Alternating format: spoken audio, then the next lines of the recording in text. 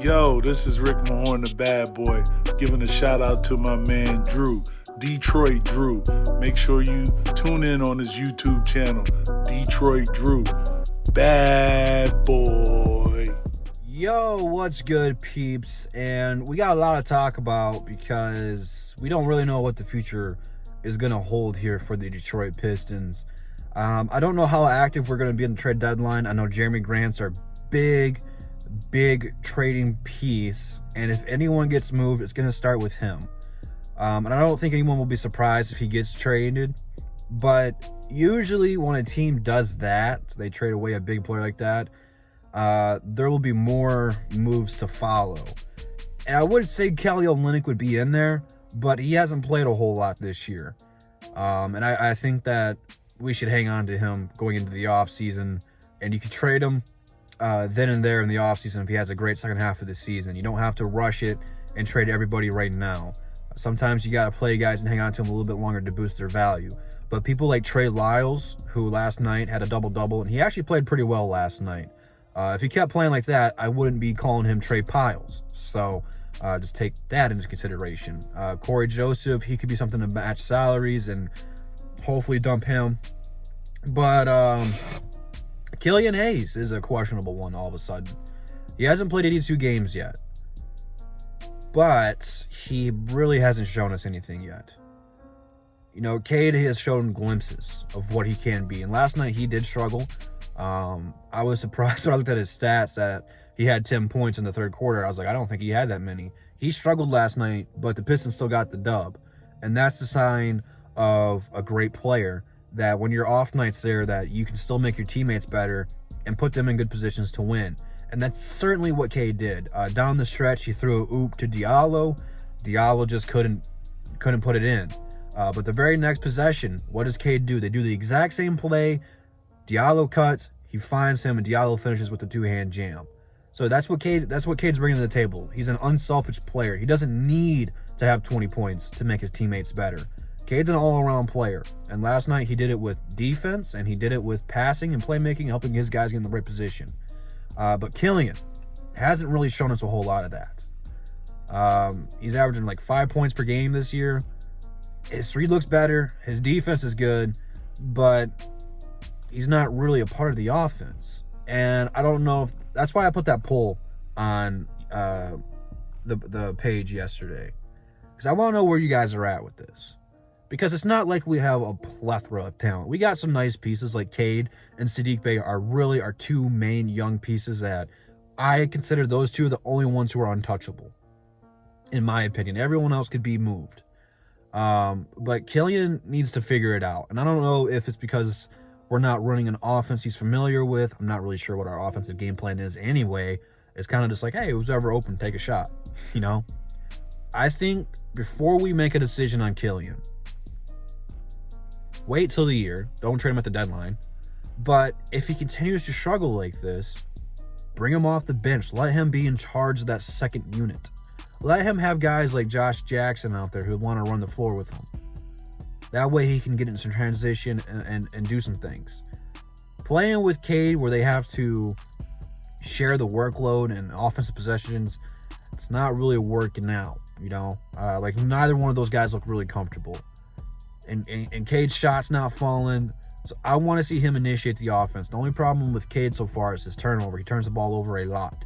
But that's what you get with a rookie guard coming in the NBA. It's harder for those guys to adjust to the speed, to the tempo that, you know, in college, Cade was probably the fastest player on his team, and mostly against other teams.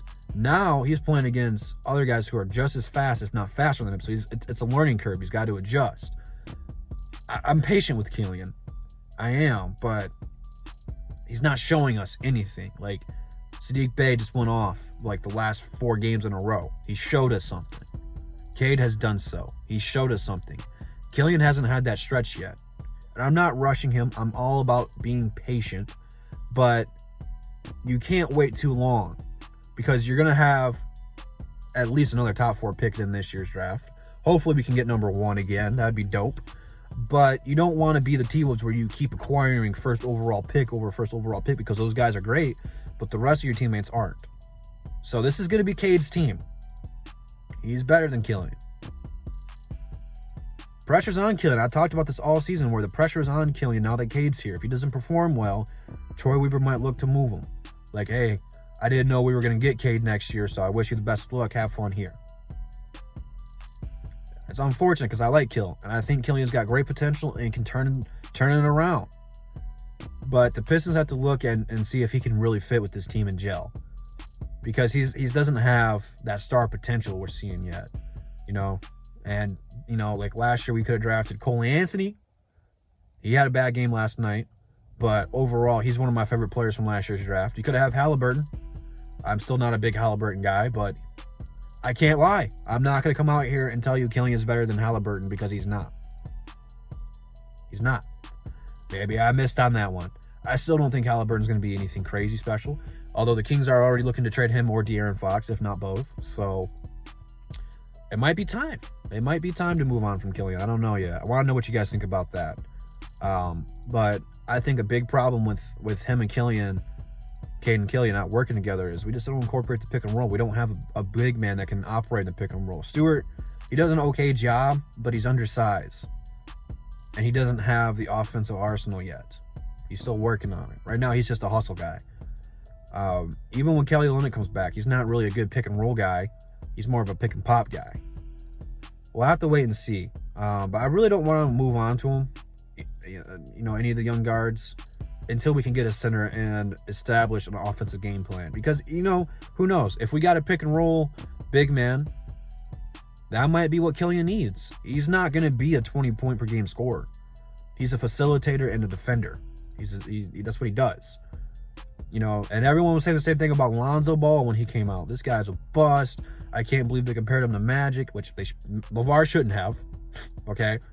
Magic's the best point guard ever to play the game. And I'm not doing that with Killian Hayes. You know, they should have just said, Lonzo's the next Jason Kidd, and everyone been fine with that. That's the kind of player Killian is. He's not a big-time scorer. He doesn't really shoot that well, although he is one of the highest three-point shooters on the team so far, but that's only because he shoots like one a game. But he defends and he plays the passing lanes really well. So you got to stay patient with some of these guards, man. Lonzo's balling out right now. He's probably going to be a reserve for the All-Star team. Chicago is the first seed in the Eastern Conference because they gelled. And yes, Chicago didn't develop Lonzo. They signed him and traded him, but that's the point. You don't just give up on guys like this. You know, when we were in that draft, everyone was all Killian, because the potential's there. He's only 20 years old. Sometimes you got to have a little bit of patience. I see both sides of it. I'm willing to give him the rest of the year before Troy Weaver makes a decision. Troy knows what to do. But outside of that, man, I think the only people that are really, really safe are Sadiq and Cade. You know, Diallo, he was upset earlier in the year. He might go. Josh Jackson really hasn't had the same opportunity last year. He's playing better. If his trade value's gone up, they might look to move the hometown hero. The Pistons might be selling a lot. We're the worst team, so you got to do something to shake it up. We're one of the worst teams. You know, we just beat Orlando. Orlando's the worst team, but we're the second worst team. You got to shake it up, man. You know, we got to play defense. That's the heart and soul of this team. You got to get some more guys who come in here and defend and change that side of the ball. But I don't know, man. We're only a few weeks away from the trade deadline. Let me know what you guys think around the move. Which players do you want to keep? Which players do you want to move? One of the ones that's going around Pistons Twitter is Jerami Grant to Chicago for Williams. Troy Weaver was pretty high on him last year, so maybe Troy's going to get his guy after all. But leave your thoughts, questions, comments, concerns down below. Instagram, Twitter, DSA members, Drew313 shirts in the description. Check it all out, and I'll catch you guys in the next one. And that's the bottom line, because Double D said so. Peace.